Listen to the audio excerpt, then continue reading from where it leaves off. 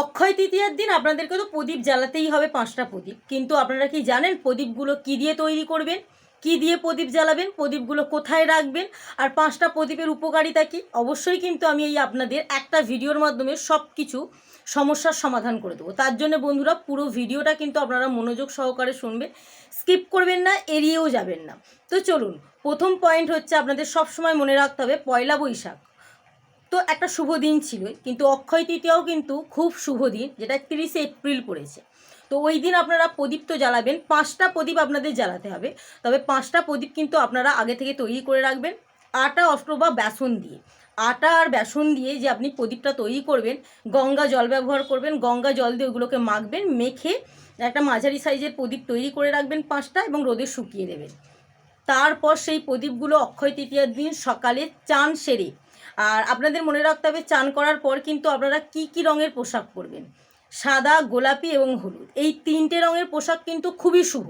তবে নীল এবং কালো পোশাক কিন্তু ভুল করেও ব্যবহার করবেন না, এগুলো কিন্তু শনির প্রভাবকে আরও বেশি সংসারে প্রভাবিত করে। তার জন্য এই দুটো রঙের পোশাককে এড়িয়ে যাবেন, আর ওই সাদা, গোলাপি আর হলুদ রঙের পোশাক পরে আপনারা সকালবেলায় চান সেরে ওই শুভ দিনে প্রদীপ জ্বালাবেন। প্রদীপে কী ব্যবহার করবেন? সর্ষের তেল নয়, আপনাদের ব্যবহার করতে হবে ঘি, কারণ এইটা শুভ দিন, শুভ দিনে কিন্তু ঘিটা খুবই শুভ। তো 5টা প্রদীপে ঘি দেবেন, ঘি দিয়ে প্রদীপ জ্বালাবেন।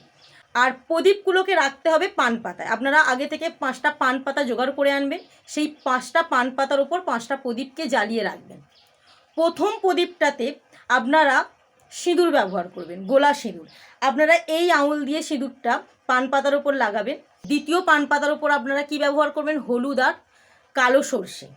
2 নম্বর হয়ে গেল। 3 নম্বর প্রদীপে, মানে প্রদীপে অথবা পান পাতার ওপরে আপনারা ব্যবহার করবেন লবঙ্গ, লবঙ্গটা যেন ফুল হয়ে যায়। চতুর্থ পান পাতার ওপর আপনারা ছোট একটা এলাচ ব্যবহার করবেন। আর শেষের পান পাতাটায় রাখবেন একটা কর্পূরের ডালা। ব্যাস, 5টা পান পাতায় 5টা জিনিস রেখে দিলেন। এবার আপনাদের কাজ হবে, আপনাদের ঘরে মা লক্ষ্মী, গণেশ যদি দুজনে একসঙ্গেই থাকে তাহলে কিন্তু দুজনের কাছেই ওই প্রদীপগুলো নিবেদন করবেন। আর যদি গণেশজির মূর্তি না থাকে, অনেকের বাড়িতে গণেশজির মূর্তি থাকে না, তো এতে কোনো অসুবিধা নেই, আপনারা মা লক্ষ্মীর সামনে 5টা প্রদীপকে মায়ের দিকে মুখ করে রাখবেন এবং আপনারা আপনাদের মনস্কামনা জানাবেন। যেভাবে পুজো করেন ফুল ফল দিয়ে, সেভাবেই আপনারা পুজো করবেন। সকালবেলা ঘুম থেকে উঠেই কিন্তু চানটা সেরে নিয়ে এই কাজটা করতে হবে, যেহেতু সকাল থেকেই শুভ লগ্ন পড়ছে, তার জন্য কিন্তু সকালবেলায় কাজটা সেরে নেওয়া খুবই শুভ। মনস্কামনা তো পূর্ণ হবেই, তার সাথেই 5টা প্রদীপের গুণ আছে। 5টা প্রদীপ আপনাকে একসঙ্গে জ্বালাবার জন্য আপনার কর্মক্ষেত্রে সাফল্য আসবে, ব্যবসার দিক থেকে সাফল্য আসবে, বাস্তু সমস্যা দূর হবে, পরিবারের যদি কোনো সমস্যা থাকে, কারোর মধ্যে কারো সম্পর্ক ভালো না থাকে, এই সমস্যাগুলো কিন্তু আপনারা দূর করতে পারবেন। তো অবশ্যই 5টা প্রদীপ আপনারা জ্বালাবেন অক্ষয় তৃতীয়ার দিন, আর আমিও অবশ্যই জ্বালাবো, আমিও সেই ভিডিও আপনাদের সাথে শেয়ার করব।